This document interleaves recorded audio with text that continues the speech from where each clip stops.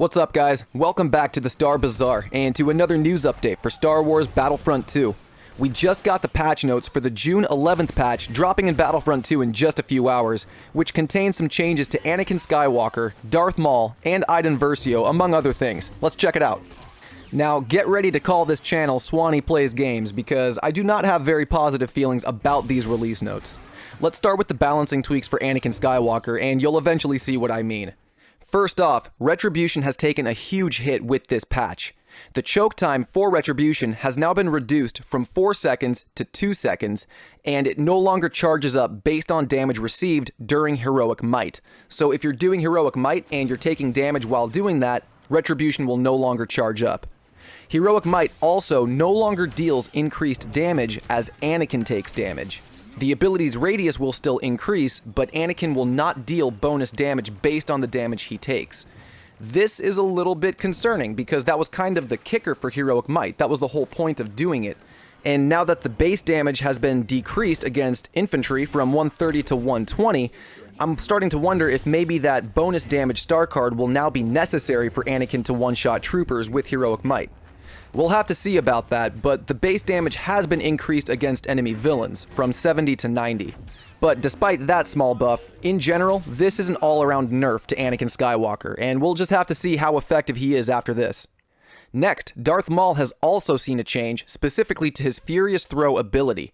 The throw will now be a horizontal lightsaber throw instead of vertical, creating a much wider hitbox for his attack. Unfortunately, the Furious Throw's base damage has been significantly reduced, from 150 to 75, in order to balance the ability's improved accuracy. The VFX and animations related to the ability have also been improved, but this is seriously bumming me out. I was hoping that the damage would stay the same, or even just take a small nerf, maybe to 120, so that when you equip the star card it could still one-shot enemy troopers. Yes, it is easier to hit with the saber throw now, but the fact that it causes less damage, I fear will make the ability less satisfying to use. I would much rather have an ability where it's harder to land the hit, but you're guaranteed a very satisfying kill, over an ability that's easier to land the hit, but it causes less damage. That's just the whole risk versus reward thing, and I feel like the reward is less for less risk. I would much rather have high risk, high reward. That's just me.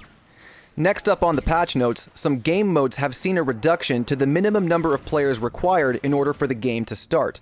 Both Blast and Strike have had the minimum number of required players reduced from 8 to 4, and Heroes vs. Villains has been reduced from 8 to 6. So now in HVV you can just have 3 on each side and the mode will start. Unfortunately, still nothing for Hero Showdown. I was playing some HS the other day and was stuck in a lobby that was waiting for the 4th player to join for what felt like a good 10 minutes. Eventually, all the players quit because the 4th player never joined, and that is the biggest problem with Hero Showdown right now, aside from the fact that if you stay on the spectate screen for too long, the game will automatically kick you out. So it is kind of unfortunate to not see Hero Showdown on this list, but HVV changes are good, so I'm happy about that. Next, we have some other general improvements. The minimap in Heroes vs. Villains will now work similarly to Hero Showdown and will not constantly show all players on screen.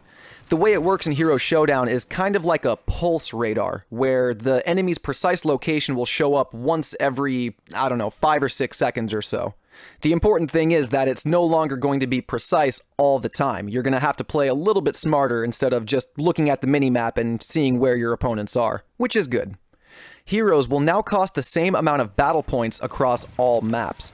This is interesting. It doesn't give you a specific battle point number, but I don't know if that means era-specific heroes will now cost the same as non-era-specific heroes.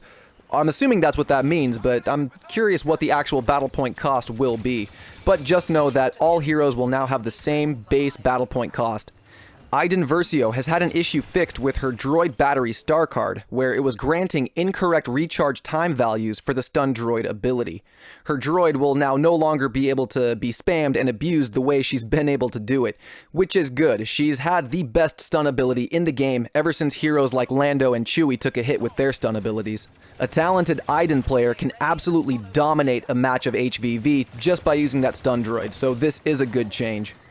Next, an issue has been fixed where Han Solo would be unable to jump if the sharpshooter ability got cancelled or interrupted, fixed an issue where the DC-15LE weapon would have no crosshair when close aiming if the improved zoom attachment was equipped. That has been a pretty bad bug, and it threw me for a loop the first time I saw it, but it should be fixed now after this update. Fixed a visual issue with the animation on the back gear of the 91st Recon Corps. Fixed an issue where one of the roofs on Camino allowed players to jump out of map geometry. Fixed a visual issue with the brightness of the command post projections on Geonosis and Kashyyyk. That's good, it'll be easier to see those. And fixed an issue where LAAT pilots would be seen floating in the air when boarding the Dreadnought on Geonosis in Capital Supremacy. And with that, those are all of the release notes for the June 11th patch. We also have deployment info here at the bottom, where it says PC players will get this patch at 8 AM UTC, PlayStation 4 players will get it at 9 AM UTC, and Xbox One will get it at 10 UTC. So pretty much the exact same times as usual. Woo, we did it. We made it through the patch notes without being too negative, I think. Genuinely, I'm not too happy about some of these changes to Anakin, and I'm definitely not happy about the Darth Maul Saber throw change. I mean, I like the fact that it will be easier to land the throw, but the reduced damage almost ruins it for me completely. We'll have to see about Anakin. It does sound like he will be more balanced in Capital Supremacy and Galactic Assault, but I'm a little bit concerned about Heroic Might now. Regardless, we'll see how these changes affect Battlefront 2 in just about 12 hours after this video goes live. If you guys enjoyed the news coverage for today, please hit that thumbs up button for me to let me know, and drop a comment below. Let's talk about this stuff. What do you think about Darth Maul's Furious Throw taking a huge hit in damage? Do you think it'll be less effective or more effective now that the ability will actually hit more?